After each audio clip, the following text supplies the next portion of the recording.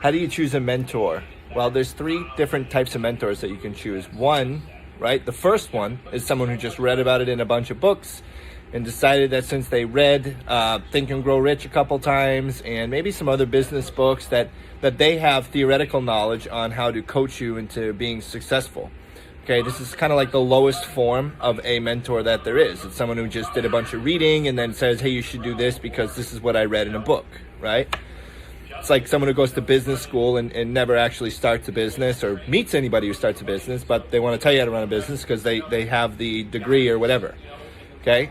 The second type is someone who is educated in business and worked closely with someone who had a business, so they witnessed it, right? Maybe it was a close advisor or friend or someone who worked really, really closely, secretary, something like that, with someone who built up a business and they had one-on-one direct knowledge with those people.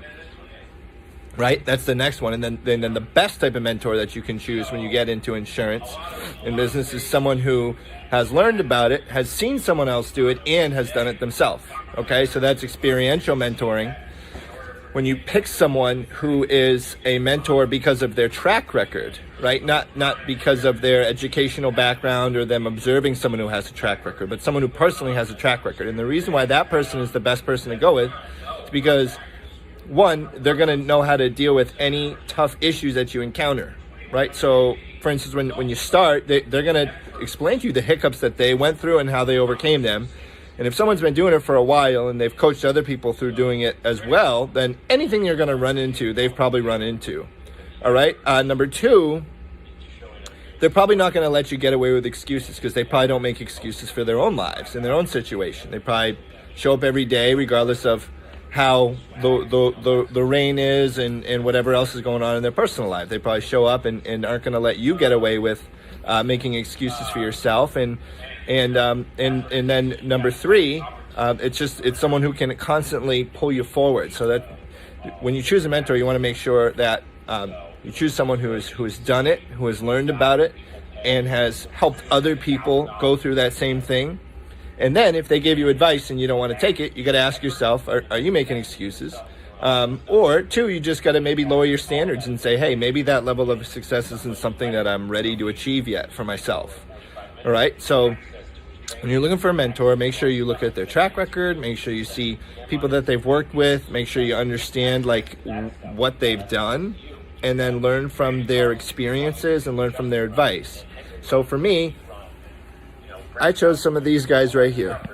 These are some of my mentors right here. This is James Whitley and Grant Doherty. They've built a very successful insurance agency. Grant's dad owns Senior Life Services.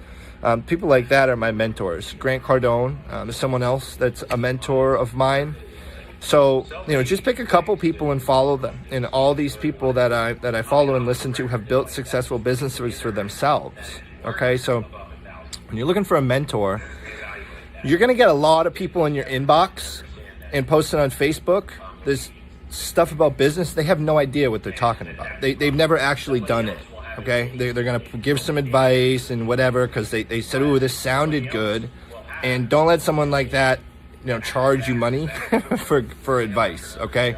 If someone has a degree in business, yeah, that's, they may know how to get something going, and they may definitely be a good mentor. But if you're going to pick someone like that who's never actually started a business, but they learned a lot about it, make sure you speak with people that they've worked with to see how that they positively contributed to their business.